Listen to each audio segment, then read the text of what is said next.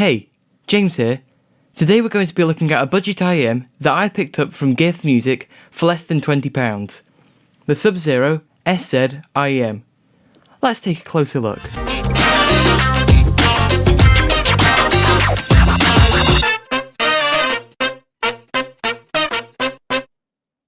Before we do anything, let's unbox them. The headphones come in a nice carry case, which is a welcome addition for earphones that could be used when I'm out and about or when I'm gigging. They also come with replacement tips. The earphones themselves come with foam tips installed, but I'm going to switch them out with silicone tips in this bag. In this mesh pocket are the earphones themselves. They look pretty neat. It's a tried and tested behind the ear design with the transparent plastic of the earphones themselves making them look quite nice. The cable is quite thin and made of a waxy material, which does give me concerns when it comes to long-term durability. So what do I think of these headphones? Well, I initially wanted to compare them to my Apple earbuds, but unfortunately I can't get to them due to lockdown in the UK. But once I can get to my AirPods, I'll make sure to do a video on them, comparing them to these SubZero IEMs. So make sure you're subscribed so you don't miss out on that. Once I'd switched the ear tips, I managed to get a good fit for my ears. They aren't uncomfortable in the ear, but they are very noticeable. I can't wear these for more than an hour before they start to become uncomfortable. The main issue I've had with comfort on these earphones is the bottom of the earphone just resting against the bottom of my ear, so when I open my mouth quite wide or smile, it just rubs slightly. It isn't uncomfortable per se, but it definitely gets more noticeable over time. They do sit in the ear very well, which is helpful when I'm using them whilst playing my guitar or bass, as I don't need to keep shoving them back in my ear as I play, and they're comfortable enough to use when wearing glasses. I do have reservations about the durability of the headphone cable, but that's something that I won't really know about for the next couple of years hopefully. The SubZero IEMs do a good job at isolating sound. They aren't as good as ANC earphones, but they'll do a good enough job for using outside or on stage. They don't leak a lot of sound either. I had to have them louder than my normal listening volume before Matthew could hear the music that I was listening to. This is great for recording, as the microphone won't pick up the click track, which is one of the reasons that I wanted a set of IEMs in the first place. Speaking of sound, how do these earphones sound?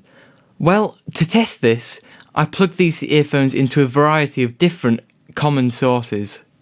My iPhone SE via a Lightning to USB adapter, my late 2013 MacBook Pro, and my Behringer Euphoria UMC 202 HD audio interface using a 3.5 to 6.35mm cable. I'll have a link to my review on the UMC 202 HD here if you're interested to see my thoughts and opinions on that. Anyway, how do these IEMs sound? Well, they're by no means outstanding in any way, but they sound good enough to enjoy listening to music through them. If you're looking at these for replacing the headphones that came with your phone, they'll do the job. The bass is present enough, which I find particularly nice for monitoring my bass guitar. They go all the way down to sub-bass, so Billie Eilish bass drops still drop hard. Bass does lack a bit of detail, with double bass in particular lacking their woodiness. They just sound a bit boomy. The mids are good, with some nice detail in this particular area, which is good for vocal bass songs. With that said, there is a boost between 3 and 4 kHz, which I'm not very keen on, as it can sometimes boost the sibilance for some vocalists. The headphones do lack a little bit of sparkle in the treble end, but that doesn't deter from a perfectly cromulent listening experience. And these headphones have a surprising amount of width. They aren't as wide as my open back headphones, obviously, but I think they might actually be a little bit wider than my Lipotech earphones.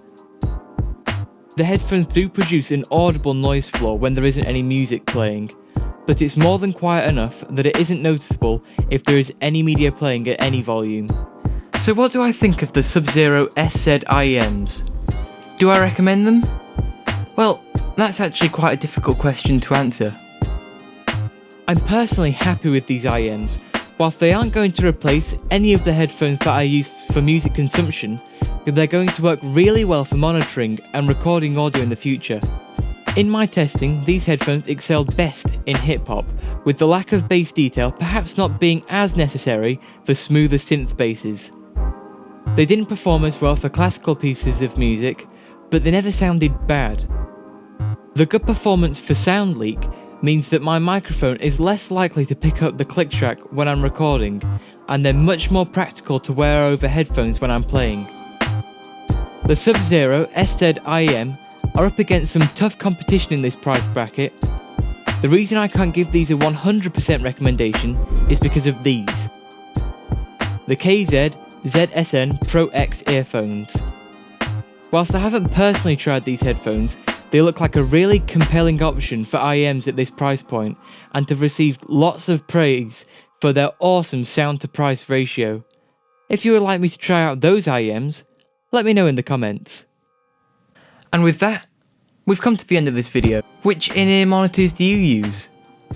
Let me know in the comments below. And thanks for watching.